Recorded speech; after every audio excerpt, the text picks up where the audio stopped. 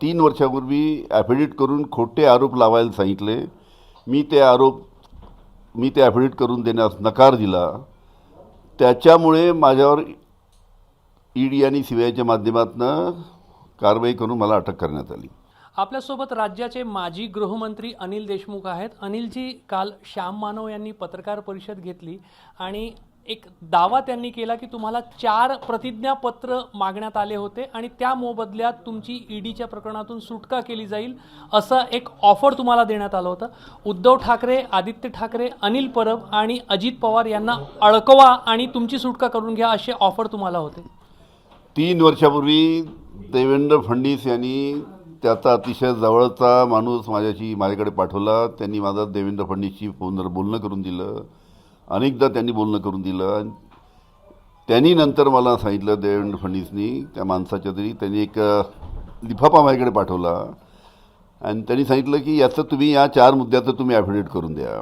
त्या 4 मुद्द्याचं मी 3 वर्षापूर्वी जर ॲफिडेविट करून दिलं असतं तर उद्धवजी ठाकरे अडचणीत आले असते, आदित्य ठाकरे अडचणीत आले असते, अजित पवार अडचणीत आले असते.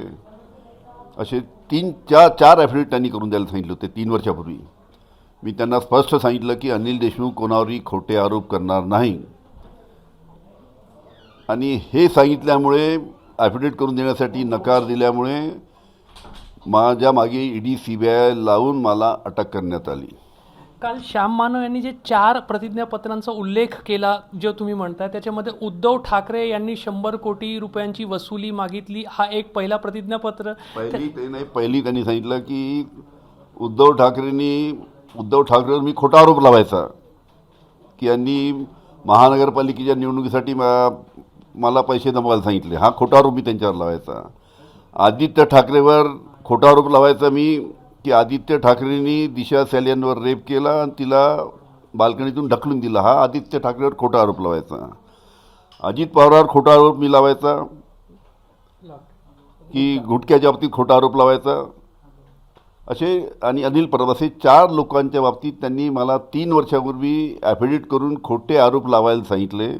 मी ते ॲफिडेविट करून देण्यास नकार दिला.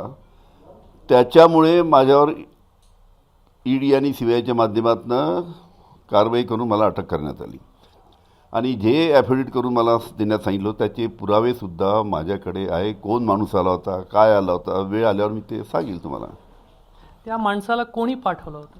देवेंद्र फडणवीसनी. हे केव्हा, म्हणजे तुम्हाला येऊन तुमच्या शासकीय निवासस्थानी भेट झाली? माझ्या शासकीय निवासस्थानी 3 वर्षापूर्वी. तेव्हा राष्ट्रवादी काँग्रेस एकसंघ होती. तुम्ही या सर्व गोष्टीबद्दल शरद पवार साहेब आणि अजितदादांना सांगितलं? त्यावेळेस राष्ट्रवादी काँग्रेस एकसंघ होती. आमचे मुख्यमंत्री देवेंद्र फडणवीस, मुख्यमंत्री आमचे उद्धव ठाकरे होते, उपमुख्यमंत्री अजित पवार होते आणि एकत्र असताना त्यांनी हे मला ॲफिडेविट करून द्यायला सांगितलं. मी स्पष्ट नकार दिला की अनिल देशमुख उद्धव ठाकरेंवर खोटे आरोप करणार नाही, अनिल देशमुख आदित्य ठाकरेंवर खोटे आरोप करणार नाही, अनिल देशमुख अजित पवारवर खोटे आरोप करणार नाही, अशा पद्धतीने मी त्या स्पष्ट सांगितलं आणि ॲफिडेविट करून देण्यासाठी देवेंद्र फडणवीस याला नकार दिला.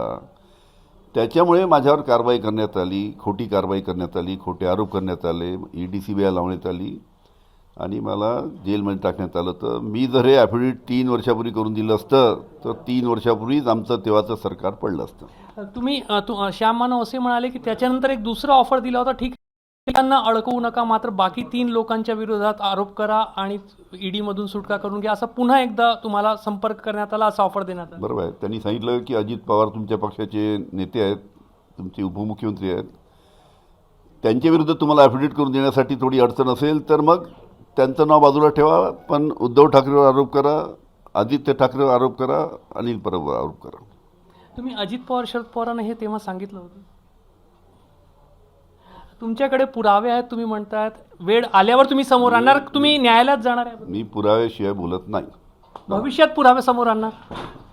तर अनिल देशमुख यांनी स्पष्ट सांगितलं आहे की श्याम मानव जे काही खुलासा करतायत किंवा दावा करतायत त्याच्यामध्ये तथ्य आहे आणि त्यांना 2दा ऑफर देण्यात आली. पहिल्यांदा 4 प्रतिज्ञापत्र मागण्यात आले, उद्धव ठाकरे, आदित्य ठाकरे, अनिल परब आणि अजित पवार यांच्या विरोधात, आणि नंतर सांगण्यात आलं की अजित पवार विरोधात जरी तुम्ही ॲफिडेव्हिट करून देऊ शकत नाही, तर इतर 3 लोकांविरोधात ॲफिडेव्हिट करून द्या आणि ईडीच्या प्रकरणातून सुटका करून घ्या. अनिल देशमुखांचा दावा आहे की हा जो ऑफर होता तो देवेंद्र फडणवीसांच्या मार्फत एक माणूस आला होता. तो कोण होता व्यक्ती हे सध्या अनिल देशमुख सांगत नाहीये, मात्र त्या संदर्भातले पुरावे माझ्याकडे आहे असा त्यांचा दावा आहे. वेळ आल्यावर ते पुरावे मी सर्वांसमोर ठेवील असाही त्यांचा दावा आहे. कॅमेरामॅन अतुल हिरडेसह रजत वशिष्ठ, एबीपी माझा, नागपूर. एबीपी माझा, उघडा डोळे बघा नीट.